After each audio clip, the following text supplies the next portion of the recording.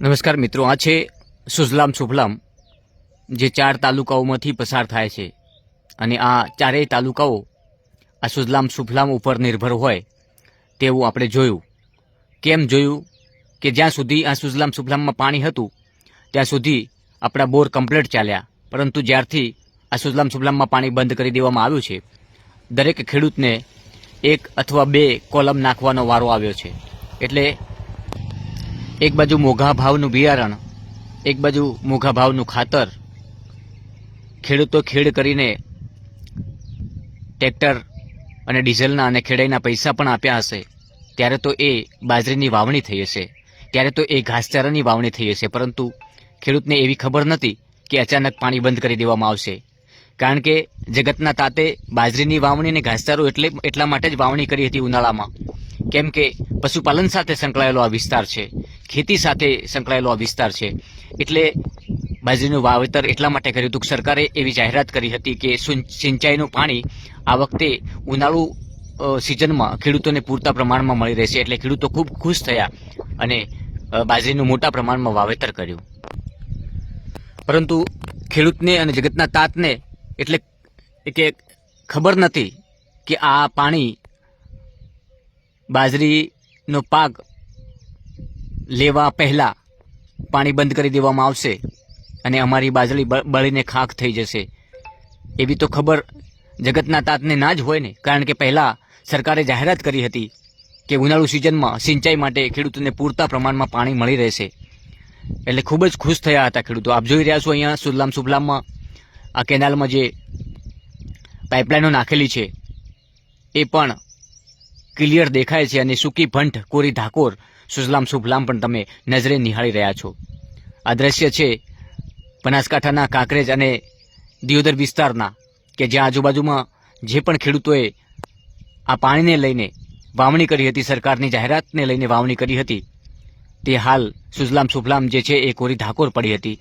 મેં તમને એ પણ દ્રશ્ય બતાવ્યા કે અહીં બનાસકાંઠામાંથી પસાર થતી મુખ્ય નર્મદા કેનાલ, કે જ્યાં પણ પાણી 70% જેટલું ઓછું થઈ ગયું છે, માત્ર હાલમાં 30% જેટલું પાણી ચાલુ છે.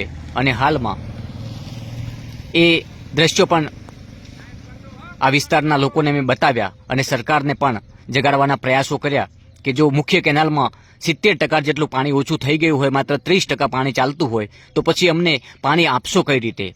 ખેડૂતોએ છેલ્લા કેટલાક સમયથી માગણી કરી છે અને એ માગણીને લઈને પણ આશ્વાસન આપવામાં આવ્યું છે કે સુજલામ સુફલામમાં પણ પાણી છોડવામાં આવશે. પરંતુ ક્યારે? જ્યારે આ મોંઘા મહામૂલો પાક જે છે, મોંઘું બિયારણ લાવીને બાજરીની વાવણી કરી છે, એ બાજરી બળીને ખાખ થઈ જાય ત્યારે પાણી આપશો? ખેડૂતોએ આ વિષય ઉપર ચોગા પમ્પિંગ ખાતે આંદોલન પણ કર્યું, પરંતુ ત્યારે પણ ખેડૂતોને આશ્વાસન માત્ર આપવામાં આવ્યું અને 2 દિવસમાં તમને પાણી આપી દેવામાં આવશે. તો એ 2 દિવસના આજે અઠવાડિયું થઈ ગયું, પરંતુ જગતના તાતને માત્ર દિલાસો આપ્યો છે, પાણી નહીં. હવે એક જ માંગણી છે કે ક્યારે પાણી છોડાશે? આ બધું બળીને ખાખ થઈ જશે ત્યારે? અને ત્યારે છોડવામાં આવશે તો જરૂર શું હશે? જ્યારે ખેડૂત પાસે કંઈ બચવું જ નહીં હોય ત્યારે પાણી છોડવામાં આવે તો શું કામનું? પરિસ્થિતિ એવી નિર્માણ પામી છે કે આ વિસ્તારમાં હવે એક તો ભૂગર્ભ જળ બિલકુલ ખતમ થઈ ચૂક્યા છે અને હવે જો પાણી જ ના આપવામાં આવે તો કઈ રીતે બચી શકશે જગતનો તાત? તેવા અનેક સવાલો ઉઠ્યા છે. અને સવાલો એટલા માટે ઉઠ્યા છે કે સરકારે જ જો જાહેરાત કરી હોય સિંચાઈનું પાણી આપવા માટે અને ત્યાર પછી જો પાણી આપવામાં ના આવે તો આ કેટલું વ્યાજબી? જેને લઈને ખેડૂતો આક્રોશમાં છે, ખેડૂતો રોષે ભરાયેલા છે કે જો તમે અમને માત્ર આશ્વાસન આપવાના હો તો પછી અમે અમારી રીતે લડીએ, પરંતુ જો આશ્વાસન આપ્યા બાદ પણ પાણી ના આવતું હોય તો પછી અમારે વિશ્વાસ કોના ઉપર રાખવો? અને સરકાર, જો અમે તમારી પાસે પાણી ના માગીએ તો પછી બીજા કોની પાસે માગીએ? વિપક્ષ પાસે કેવી રીતે માગવું? વિપક્ષ તો અવાજ ઉપાડે તો સરકાર સાંભળતી પણ નથી, પરંતુ અમારું આ જગતનો તાત છે એનો તો અવાજ સાંભળો, એની તો વેદના સમજો.